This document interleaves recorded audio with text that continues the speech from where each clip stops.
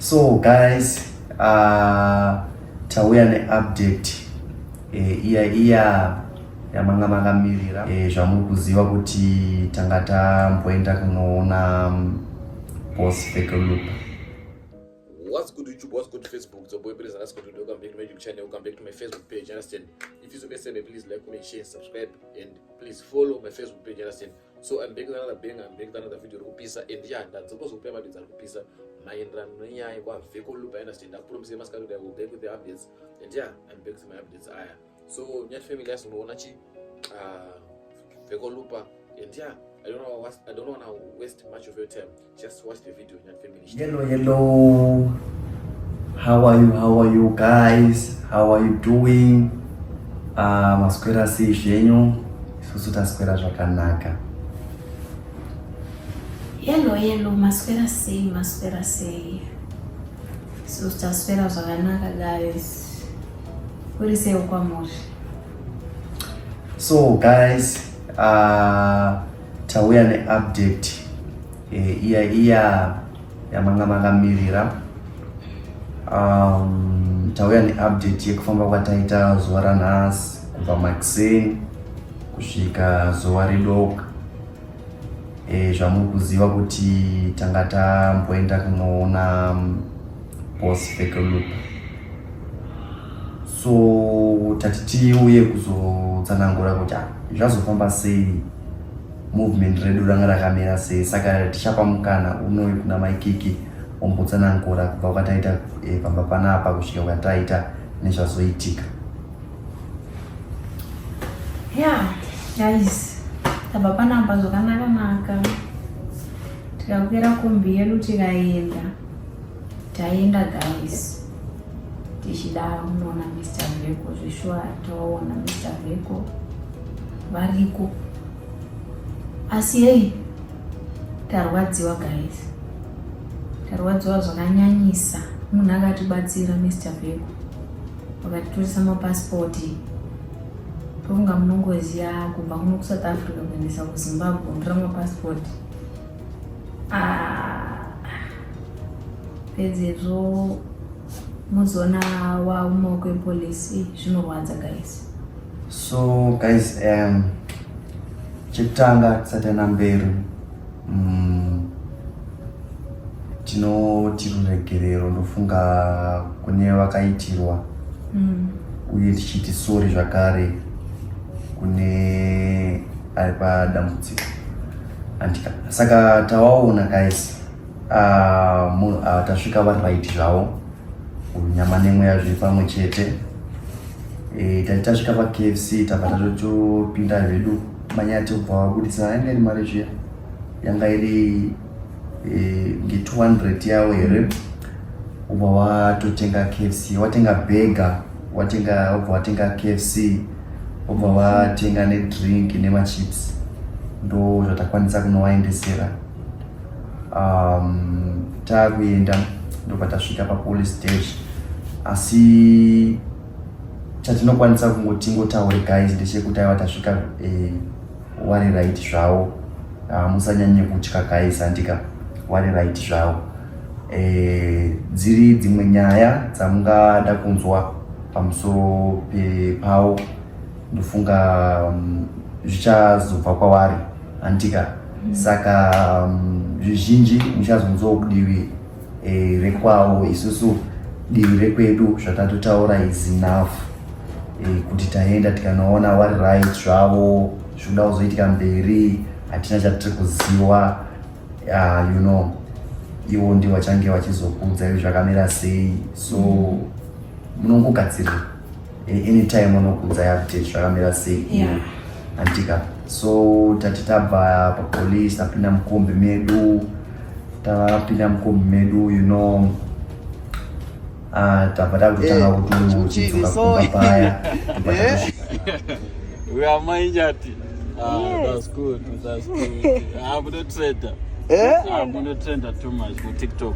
Yeah, thank you. Aya tinokutenda ine support yeyo nerudo ramunotipa. That's good. Saka almost munhu wese anototiziyazvo because kwese kwatanga tichibva nako. Aiwa, tinozama uye kunyange munhu akatadza isusu takatosa mapasipoti uye kuti izive kuti zvakamira sei isusu iku hatina chatoziya guys, hatina chatonatsoziya. Uye nguva chaiyo munongoziva kana munhu uri mumaoko epolisi, handiti nguva chaiyo yekuti umbonyatsodiscasi hamuiwani, kutongoonana nemeso so, handiti muri sei zvotodini. So guys, thank you for love and support. Zvatopera isusu takutoita zvedu tichitoenda mberi tichikondenya zvatanga tichiita. Tangoti ngokupewo ka small update sewanhu wangu wabhuda. Thank you very much guys. Please kana uri munyowani usati subscribe to our YouTube channel so that mchawana mavideos akadi atinenge tangoposta ega not receive a notification through my subscribers. So please help us by subscribing to our YouTube channel Nyathi Family, your lovely couple, you know. And atifita kachinja unhu ticharamba tiri zvatiri, kuri kubudirira tichabudirira tiri zvatiri, hatichinje andika nekuti ndo patakatogadzikwa naMwari papo, uye ndo zvakataura naMwari kuti ndo chichaita timubudirire, the way you behave. So guys, may God bless you uye murare zvakanaka, ukomborero naMwari pane mumwe nemumwe venyu nechese chaanoshuvira mukati meupenyu hwake chiyo chinobudirira. Tichakunamatirai mukutinamatirawo. Thank you. I beg guys, I hope you enjoyed the video. If you enjoyed the video, please like, comment, share, subscribe my YouTube channel and follow my Facebook page. Guys, get used to me. Don't try fast to go down, you understand? Because you understand?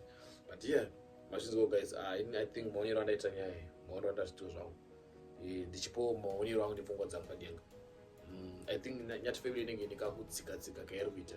Inengenika kurova ichi wanda makuona kairwita.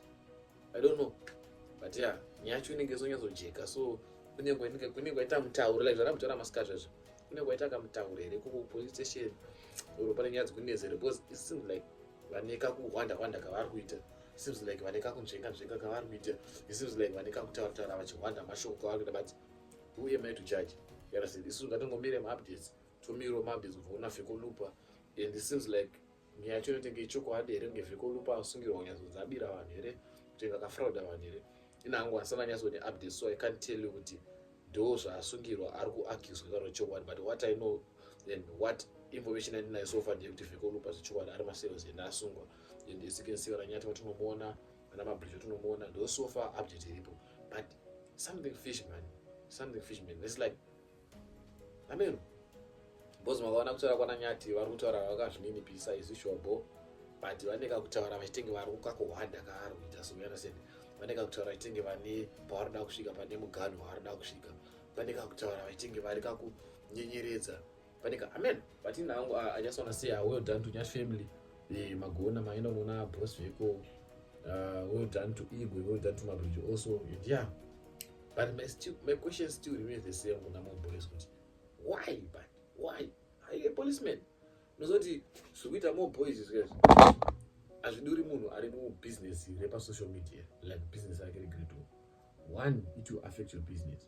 Two, it will affect another people's business, like business like yaVecco Luppa. You understand? Business like yaVecco Luppa ratoenda ratondona basi kutoona kerere munhu like 100%. I think it was very wise since more boys aita anelingana naVecco Luppa anomutora his young brother, the chat inbox, the chat WhatsApp.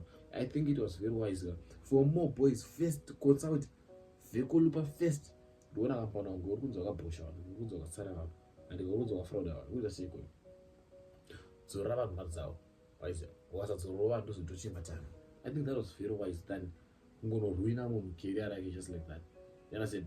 Munhu wese uri kubira vanhu nebveni koko kuzvitunheko pamwe unongotobirawo vanhu, but hakuna munhu arikumbeta nyaya dzavo. Business is a business, but the best business is to mind your own business. You understand? Sinokanga sofi mabrand atonga na Nyathi because nezvakutengesa panolingana nato dramatiki zvavhirikidzwa with all the effort yaVecco Luppa. Takabanya kusasa nyaya mana yaVecco Luppa akaisa Nyathi pamhepo. Yeah, kuna vamwe vanhu vanongobva ndiwo mulife kare, kozi kuti vamwe vanhu vanongozokukuyambudza so. You understand? Kune rwizi rinoningira runoyeredza datya rigoita sei, but unoona kutadza kubusa dachi kero kukanda panze padhaka ozoita mumwe munhu anozononga dachi kachiri kanda panze kana mumwe munhu anachikava dachi zose chinditsumwenzi kukava dachi kakurichambudza ndozvakaita vheko lupa akakava madashika vheko anzani Nyathi nemukadzi wake because kuvenza kwakaenda Zimbabwe tasemoni mabrand deals vakanowana tasemoni macheno vakanopindana nawo tasemoni vanhu vakanoshanda nawo zvinhu zvavakanopiwa ndege vakanokwira dzavakasana kukwira through vheko lupa mapassport avo kwasina madreams nawo vachazomaenda through vheko lupa akavakwidza mabhazi kuenda kuZimbabwe how much is it akanatosa mapassport from a bed how much is it akanoflyisa kudzoka how much is it you understand so yeah I feel like vheko lupa hasinyaso appreciate nyange akati aimbavha nemusoro hasinyaso appreciate zvinhu zvaka so my point is like demo boys ake akakukwadza kusolva nyaya yekudm kuinbox zvisina social media mukati because after all who is he a policeman why ungena api panyaya dzevanhu tokakonde nyaya yangu papo upinda papi but yeah guys I'll keep on giving you updates keep on sharing liking commenting subscribe awada kuti tuka inbox wangu ini ndikupindura handisitombojaidza check macomments angu one by one ndopindura handisikujaidza because vana ndikusekererwa imini I beg guys, thank you for watching. If you enjoyed the video, please like, comment, share, subscribe my channel for more content. Keep on supporting guys. Follow my Facebook page. Comment. I love you guys. Peace out.